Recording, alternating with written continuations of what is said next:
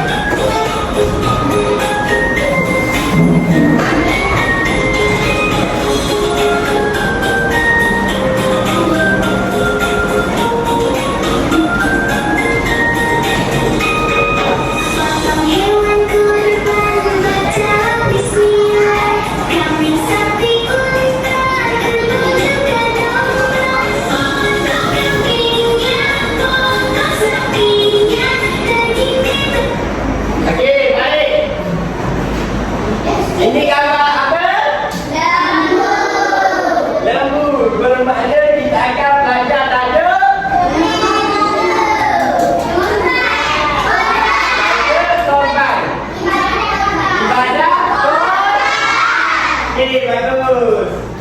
Ibadah korban. Okey, kita tengok konsep ibadah korban. Ada berapa? 4. Yang pertama, menyembelih haiwan kerana Allah Subhanahu Wa Taala. Kita niat kerana Allah. Yang kedua, menandakan ketaatan kepada Allah Subhanahu Wa Taala. Kita taat atas perintah Allah. Yang ketiga, mendekatkan diri kepada Allah. Seterusnya, berkongsi rezeki dengan orang lain. Kita boleh bagi kepada pihak golongan yang miskin dan golongan yang memerlukan. Okey, bagus. Okey, kita tengok seterusnya. Hukum pelaksanaan ibadah korban. Ada berapa? 5. Okey, hukum bagi ibadah korban pada asalnya adalah sunat muakkad. Sunat muakkad. Okey, bagi yang mampu. Okey, dah, dengar saya. Wajib jika bernazar. Siapa tahu bernazar itu apa? Tahu. Bernazar ini dia ada niat. Pasal niat dia untuk kerana Allah Ta'ala, dia nak buat benda tu. Dia wajib buat benda tu. Ya, contohnya dia niat, saya tahun ni aku wajib buat ibadah korban. Ibadah korban. So, ke mana-mana pun, macam mana sekalipun dia tengah buat ibadah korban. Sebab apa? Sebab dia sudah bernazar. Kalau dia tak buat, dia kena bayar fidyah.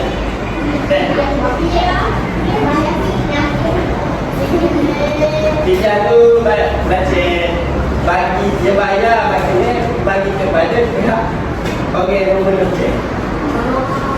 Okey, yang ketiga adalah menggunakan haiwan yang sah. Contoh haiwan yang sah? Kambing. Okey dah.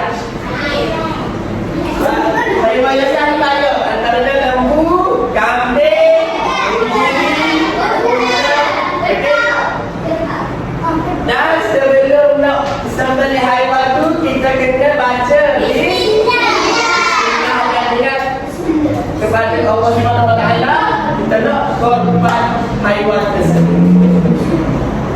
Okey, seterusnya memenuhi syarat korban. Dia kena sembelih tu, potong bentuk haiwan tu dengan cara yang betul.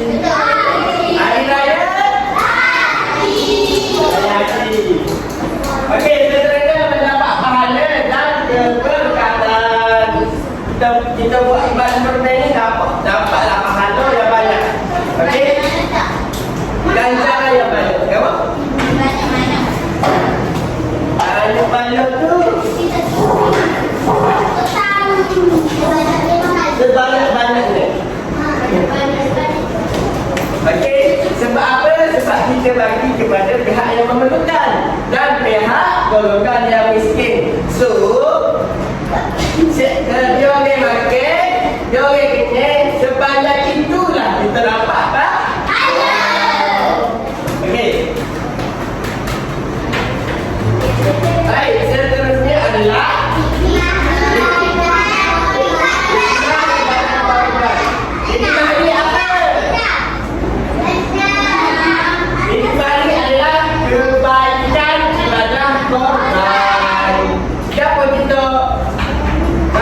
buat ibadah korban boleh tahu?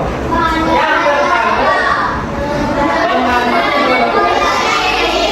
yang kedua yang ketiga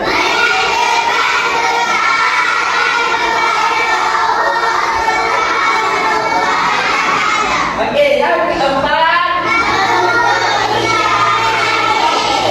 yang kelima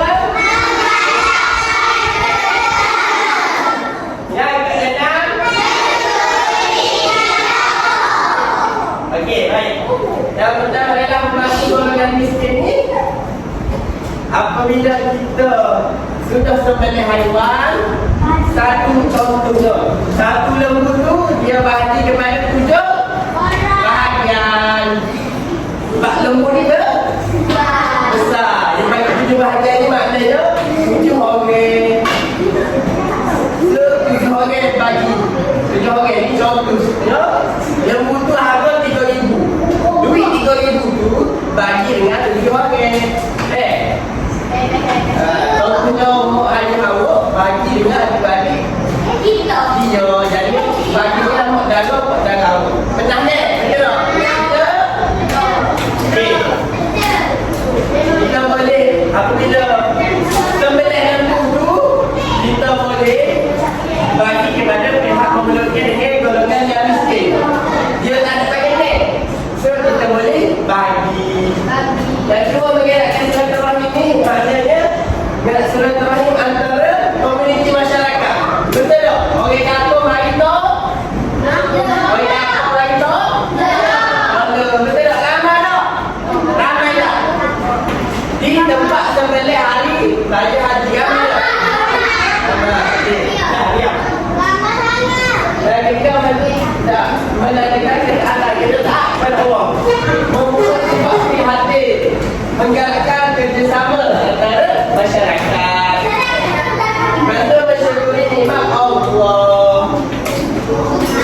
Kita ni dapat banyak sangat nikmat daripada Allah, nikmat kesihatan dan lain-lain. Okey, yang lain menandakan apa? Menandakan apa? Hari ini Aidil. Ayo, lepas dia suai tadi dia bersalaman. Betul tak? Okey, kita tengok dalam surah contohnya. Surah Al-Hajj ayat 37. Lagi nasyarahnya tidak akan sampai kepada Allah. Sampai kepada Allah sebab bagi kepada pihak golongan yang memerlukan. Tetapi yang sampai kepada Allah Subhanahu Wa Taala adalah ketakwaan daripada kita lah. Sebab kita buat ibadah korban. Okey, seterusnya pasal ni rabbika wal nahar surah Al-Kautsar ayat yang kedua. Maka dirikanlah solat kepada Tuhanmu dan berkorbanlah. Okey, korban apa? Korban masa sekejap. Sebab dalam satu hari ada 24 jam, 3 hari solat 5 waktu sahaja 17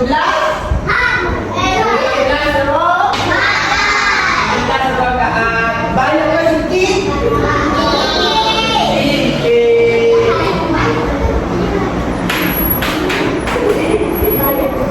Okey.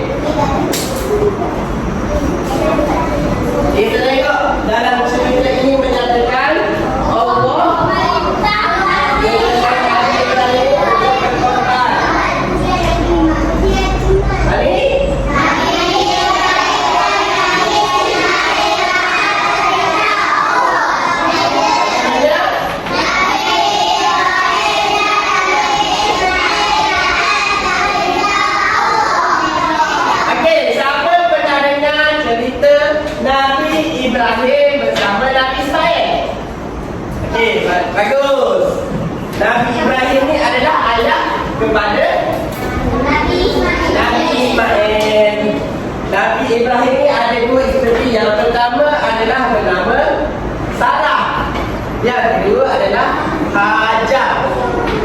Okey, Sarah anaknya bernama Ishak.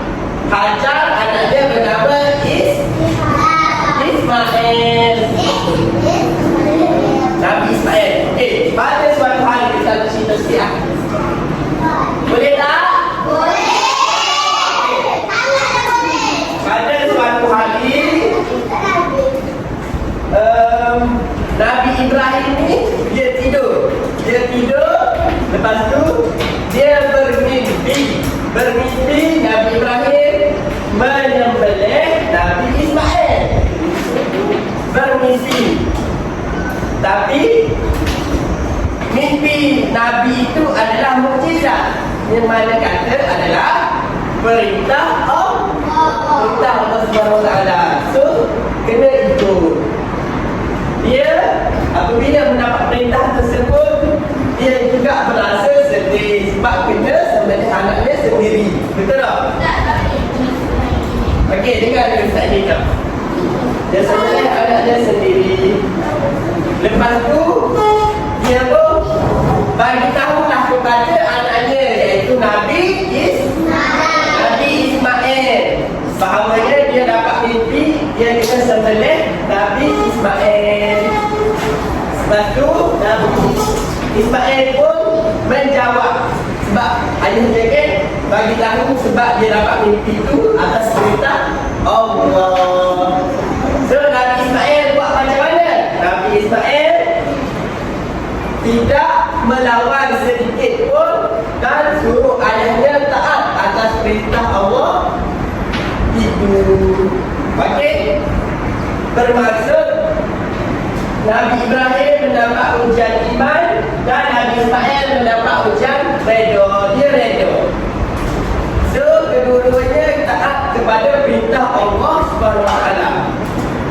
So syaitan ni kenal. Syaitan ni adalah yang jahat.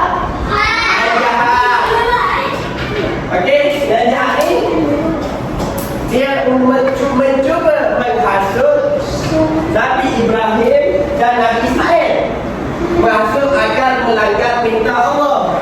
Tetapi Nabi Ibrahim dan Nabi Ismail tidak berjaya. Syaitan itu gagal menghasut Nabi tersebut. Lepas tu dia pergi kepada Siti Hajar. Siti Hajar itu adalah ibu kepada Nabi Ismail, iaitu isteri Nabi Ibrahim. Syaitan itu menghasut dan kemudian gagal juga menghasut Siti Hajar. Sebab Nabi Ibrahim dan Nabi Ismail ini sangat taat dan cinta kepada Allah Subhanahu Wa Taala. Okey, seterusnya pada masa itu Nabi Ibrahim itu ikatlah Nabi Ismail tangan dan kaki. Lepas tu ini adalah senjata untuk sembelih. Senjata ni tajam. Lepas tu dia nak start sembelih tu di leher. Dia nak sembelih tu hampir mengenai lehernya. Kemudian pisau tu menjadi tumpul. Jadinya Allah sebab dia taat kepada Allah Subhanahu Wa Taala, dia sabar atas perintah Allah tersebut. So pisau tu jadi tumpul dan Allah menggantikan seekor biri yang besar. So Nabi Ibrahim sembelihlah biri-biri tersebut. So dia tidak jadilah untuk sembelih Nabi Ismail. Yeay. Okey, baik. Nabi Ibrahim pun sembelihlah diri-diri untuk bagi kepada pihak-pihak masyarakat sekampung. Sejak daripada peristiwa itulah terjadinya Hari Raya Ailadha. Faham? Faham tak? Bagus. Ni, Allah gantikan seekor libas yang hebat. Libas ni lebih kurang berdiri lah. Berkongsi rezeki di Hari Raya Ailadha.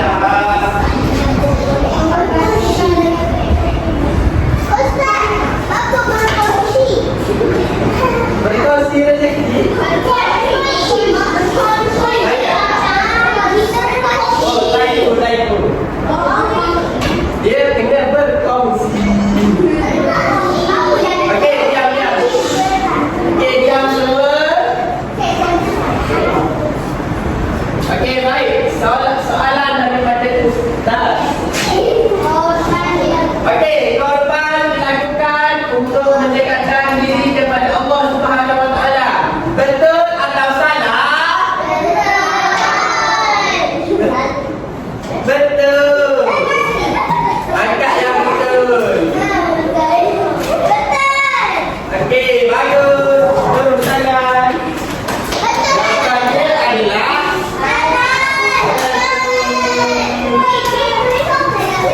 okey, seterusnya. Ibadah korban boleh dilakukan pada bila-bila masa. Salah atau betul?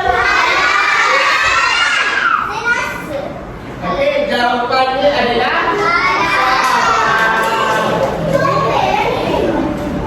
okey, seterusnya. Daging korban boleh dikongsi dengan orang lain. Betul atau salah? Okey, jawapannya adalah betul. Okey, angkat yang betul. Angkat yang betul. Okey, tepuk tangan. Okey, bagus. Pandai. Okey, balik. Jangan diam. Okey, faham tak pelajaran kita pada hari ini? Kita belajar pasal ibadah korban. Dia boleh dilakukan pada hari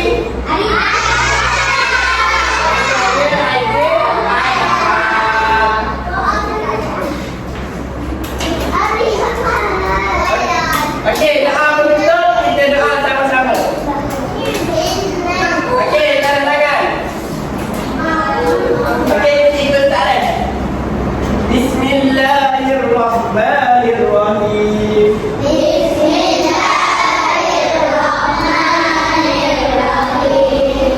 Wal 'asr. Innal insana lafi khusr.